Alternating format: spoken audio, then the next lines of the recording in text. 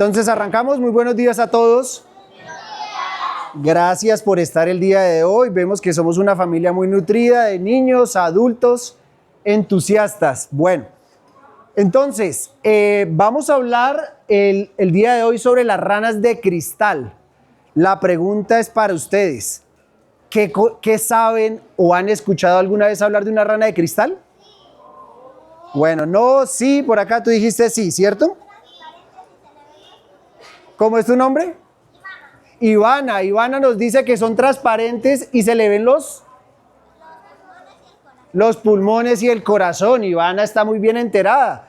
Ivana, de hecho, probablemente ha visto la rana de cristal, que es uno de los símbolos que se representan en nuestras monedas, en nuestros billetes. Digamos, no está como tal en los billetes, pero sí está en nuestros bolsillos, en la moneda de 500. Y es lo que vamos a hablar el día de hoy. Precisamente Ivana nos estaba hablando de esta característica.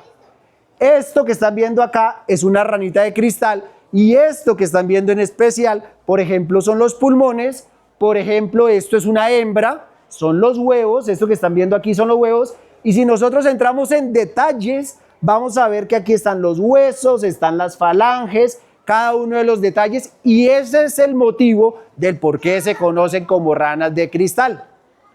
Vamos a hablar entonces un poco sobre la diversidad, vamos a hablar un poco sobre la conservación, vamos a hablar un poco sobre la reproducción, el comportamiento, porque hay aspectos muy interesantes sobre la biología de este grupo particular de anfibios que tal vez les interese a ustedes conocer un poco el día de hoy. Toda historia en un grupo biológico, independientemente de qué estamos hablando, por ejemplo, botánico o zoología, en ese caso los anfibios, inicia con una historia. Y esa historia, en este caso particular de las ranas de cristal, se ciñe a este señor, que se llamó Jiménez de la Espada, más o menos hace unos 250 años. Él descubrió por primera vez una rana de cristal. Es el señor que se encuentra aquí abajo y lo describió en un artículo científico en un viaje que patrocinó España a Sudamérica, más o menos hacia el año 1875 aproximadamente, especialmente a Colombia y Ecuador. Este fue la especie que describió Jiménez de la Espada y él fue el primer representante de este grupo de anfibios. El nombre Centrolenidae es la forma técnica como conocemos a las ranas de cristal. La familia proviene de una palabra griega y en latín que significa espina del antebrazo. Eso significa centrum y olene, antebrazo, y hace referencia básicamente a esta estructura que les estoy mostrando acá, que es una espina, una proyección ósea del húmero y que tiene una función particular que la veremos más adelante. Pero si nosotros vemos en general, a pesar de que este es como un poquito más oscurito por debajo, él siempre presenta una translucidez. Logramos ver de cierta forma algunos órganos. De hecho, aquí les traigo este video. Este es una ranita que se llama Hyalinobatrachium. Hyalino es transparente, batrachium es batracio, entonces batracio transparente. Si ustedes ven en detalle, como nos decía nuestra amiga aquí, esto que estaba moviéndose es que el corazón en ese movimiento cuando se llena y se vacía de sangre. Eso lo hace particular. Aquí tenemos, por ejemplo, el hígado, aquí tenemos la vesícula biliar. Esta es la vena que viene del corazón, que se llena cada vez que hay un bombeo de sangre y que va finalmente hacia los miembros posteriores. Y esta es la rana que les estaba mostrando al principio de esta presentación. Tenemos más o menos 166 especies descritas de ranas de cristal. Vamos a ver dónde están ellas.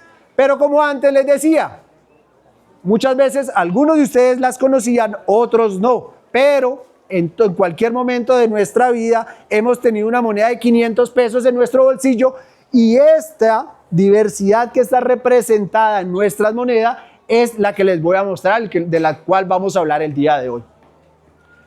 Más o menos hacia 1900 se conocían muy poquitas especies, hubo un pico importante de conocer la diversidad hacia los años 50-60 y después hubo otro pico muy importante hacia los 90 y 2000 para, por último, tener otro pico que viene sobresaliendo en los últimos 10 años aproximadamente. Esos son algunos de los nombres de los principales contribuidores a conocer esa diversidad en su momento. No vamos a entrar en detalles, simplemente quiero resaltar estas dos personas que han contribuido enormemente a conocer el grupo. ¿Quiénes son? El profesor Pedro Miguel Ruiz Carranza del Instituto de Ciencias de la Universidad Nacional, ya fallecido en el año 98, y el profesor John Douglas Lynch, americano, ¿sí? Actualmente ya está retirado, fue por mucho tiempo el sucesor de Pedro en el Instituto de Ciencias de la Universidad Nacional. Ellos describieron aproximadamente 41 especies. ¿Qué es describir? Ponerle un nombre, darlas a conocer para ustedes y para la ciencia, ¿cierto? De las 83 especies actualmente que posee Colombia. Nosotros somos el país más rico en diversidad de ranas de cristal. Si pensamos ese número 166, 83 viene siendo más o menos la mitad, ¿cierto? Entonces nosotros tenemos 50% de esa diversidad. Y esa diversidad se describió principalmente a partir de los años 80 hasta la actualidad. Actualmente existen aproximadamente 12 géneros dentro de las ranas de cristal. ¿Qué es un género? Pensemos en nosotros, nuestro nombre, perdón. Nosotros nos llamamos, tenemos un nombre común, ¿cierto? Que es por el que nos reconocemos a todos, pero además tenemos un nombre que nos lo ha dado la ciencia. ¿Cuál es ese? Género, Homo. Especie, sapiens, hombre pensante. En este caso, en las ranas de cristal, se presenta la misma situación. Tenemos dentro de Centrolenine una subfamilia, una división dentro de la familia, 9 géneros. Dentro de Hyalinobatrachine, aquellos más transparentes, tenemos 2 géneros y después tenemos un género pequeñito que apenas constituye 2 especies que se conoce solo en la Sierra Nevada de Santa Marta. ¿Cómo estamos en términos de esa diversidad? Si repartimos esos 12 géneros, tenemos el género Centrolene con la mayor diversidad, junto con Dimphargus, otro género de estos, y por último las ranas más transparentes que son los Hyalinobatrachium, de los que les vengo comentando. ¿Listo? Más o menos entre esos 3 géneros hacen más de la mitad de la diversidad conocida. Este vendría siendo como las relaciones de ellos. No voy a entrar en detalles porque no es el objetivo de esta charla, simplemente se las quería mostrar, ¿cierto? Pero ellos sí se distribuyen en 18 países del neotrópico. Neotrópico desde el sur de México hasta el norte de Argentina y el sur de Brasil. Es decir, estamos hablando de 18 países. Nosotros que estamos por aquí es donde es el país que más diversidad, les repito, que tienen en ranas de cristal. Si miramos esto por país, ¿cierto? Vamos a notar 3 o 4 países importantes, que son principalmente los que están en el norte de Sudamérica. ¿Cuáles son? Venezuela, Perú, Ecuador y Colombia, con la mayor diversidad, como lo mostramos. Si vemos por región, ¿cierto? Vamos a ver que el Chocó, por ejemplo, tiene 16 especies, el bosque del Atlántico apenas tiene 4 especies, la Amazonía apenas tiene 3 especies, pero si miramos los Andes, ojo, y esto es importante porque la diversidad de grupos se concentra en la región andina, por eso Colombia es de los que más tiene, ¿cierto? Tiene 83 especies, eso es mucho.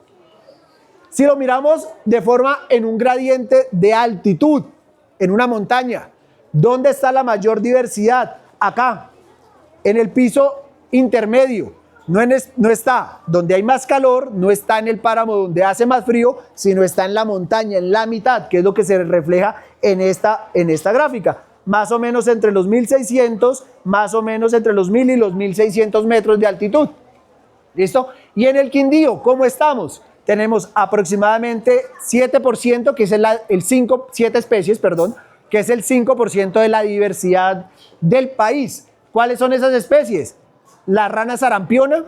¿Por qué rana sarampiona? Porque tiene puntos rojos, como cuando nos da sarampión, ¿cierto? Unas manchitas rosadas, listo, la rana sarampiona. Espadarrana prosaulepon, otro de esas las especies, ella tiene una espina muy grande, tiene puntos azules y puntos amarillos.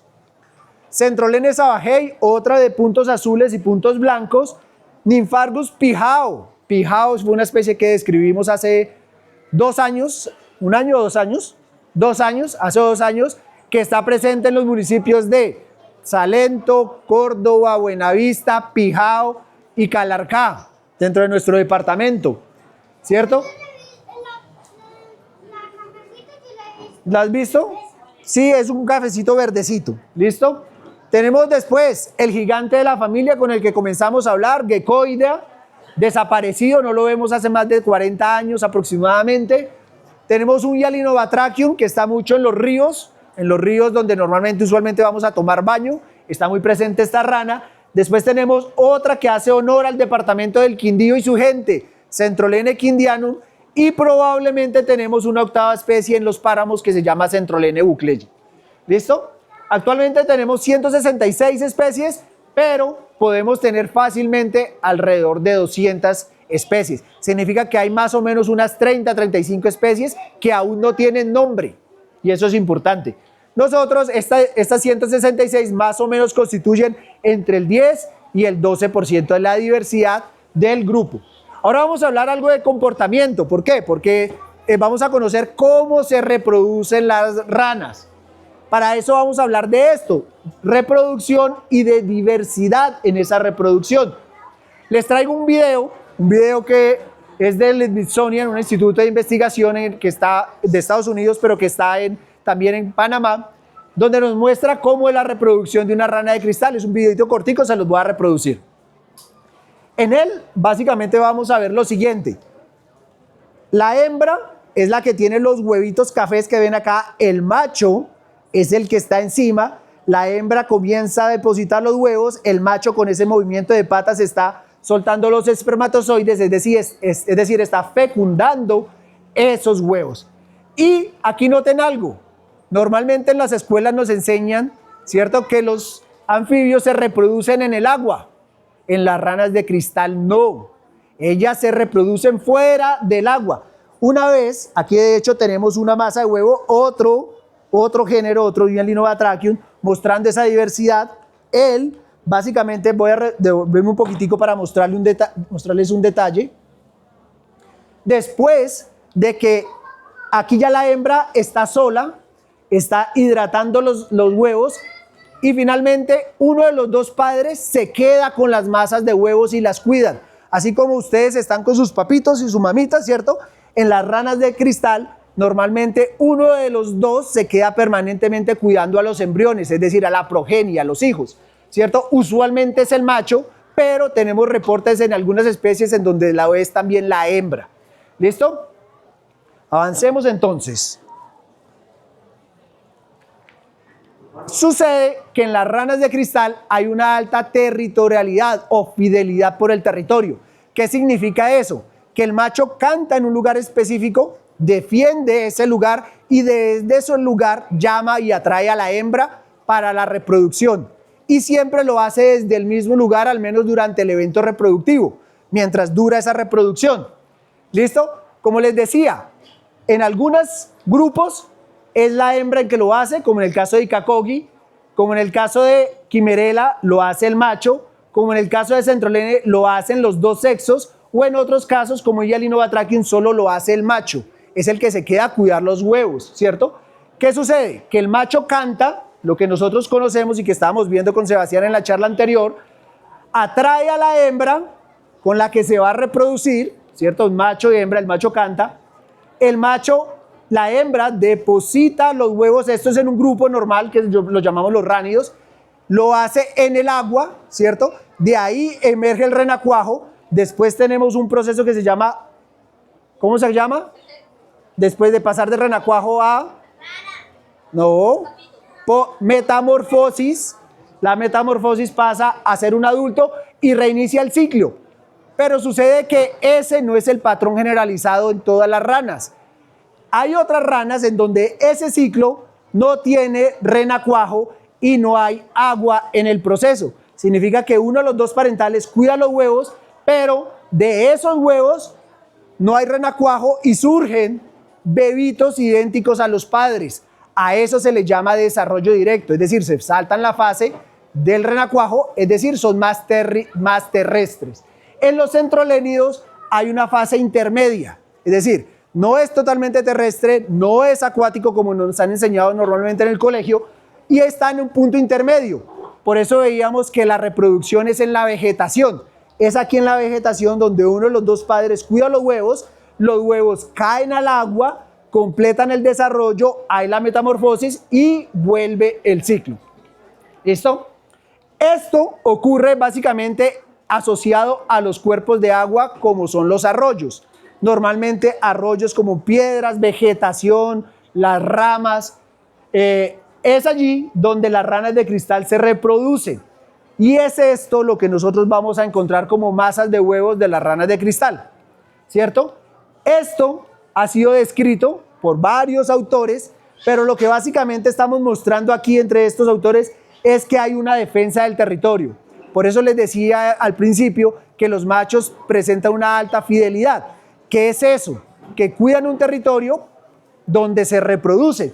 Y ese cuidado de territorio incluye peleas con otros machos. ¿Se acuerdan de la espina que estaba en el húmero y que al principio de la charla hablamos? Bueno, esa estructura se utiliza para la pelea, para defender el territorio de otros machos. Es decir, que a ellos les gusta, digamos una forma, ser peleones. ¿Listo? Y esto es lo que vemos en este video. Dos machos peleando por un territorio.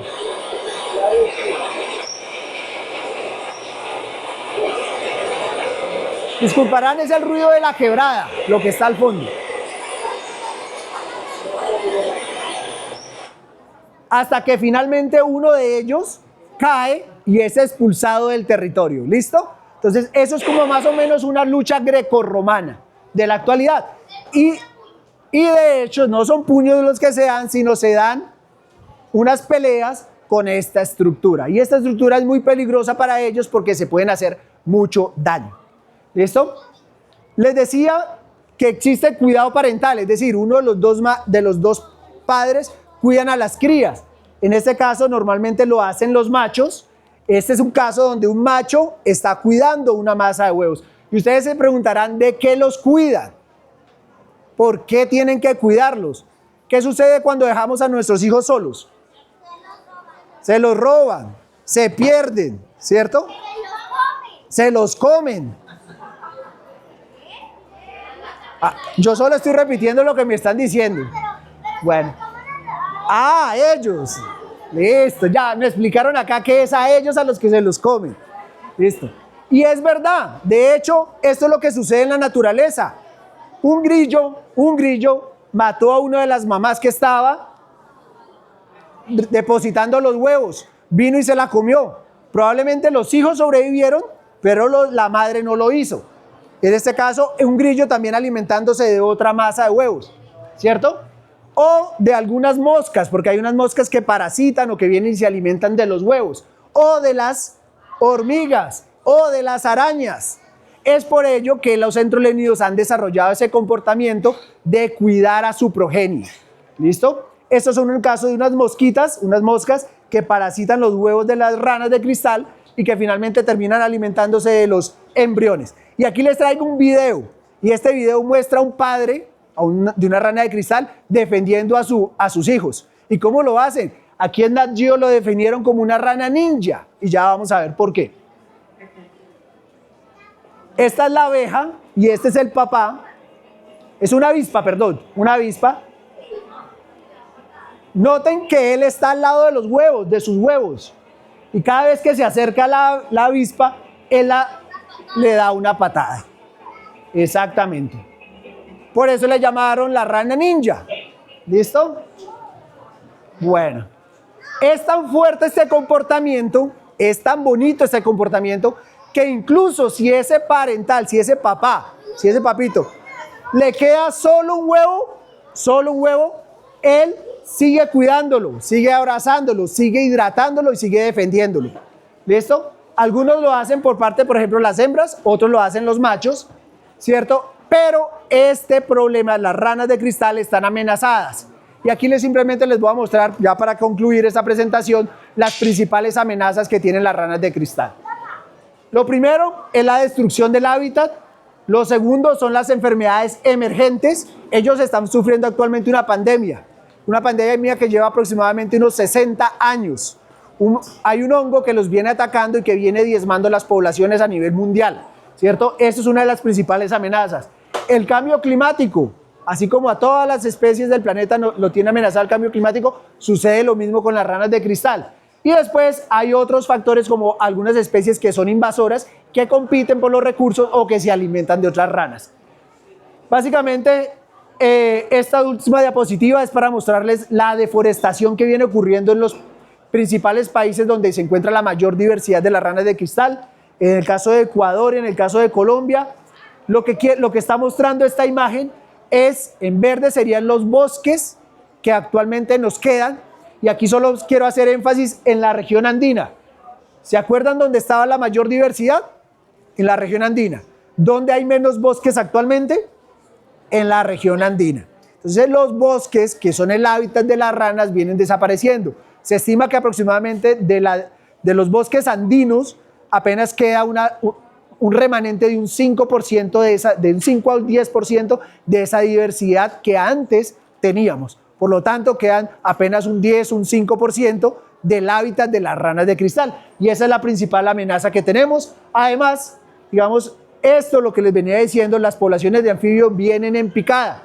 Y si nosotros vemos esta gráfica, que es un mapa de calor, vamos a ver que en rojo, donde hay más especies amenazadas, efectivamente es el norte de los Andes, en los países andinos, donde más se presentan estas dificultades.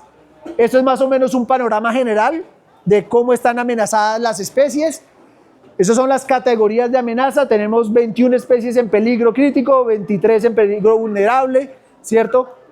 Más o menos un porcentaje, 8 especies que se encuentran en amenaza crítica y así sucesivamente. Y con eso pues agradecemos la presencia de ustedes y abrimos el espacio para las preguntas.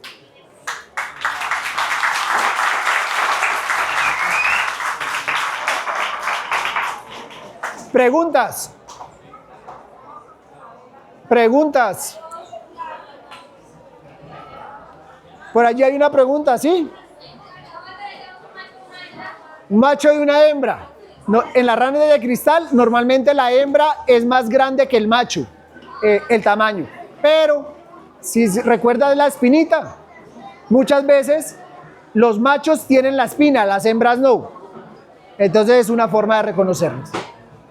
¿Quién más? ¿Otra pregunta? Dime.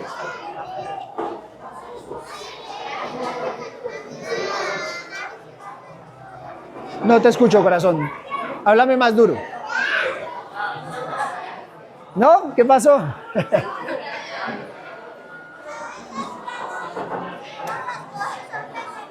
No son venenosas. Podemos tomarlas con las manos. Ahora hay que dejarlas quieticas, pero vamos a hacerlo. Hola, ¿cómo estás?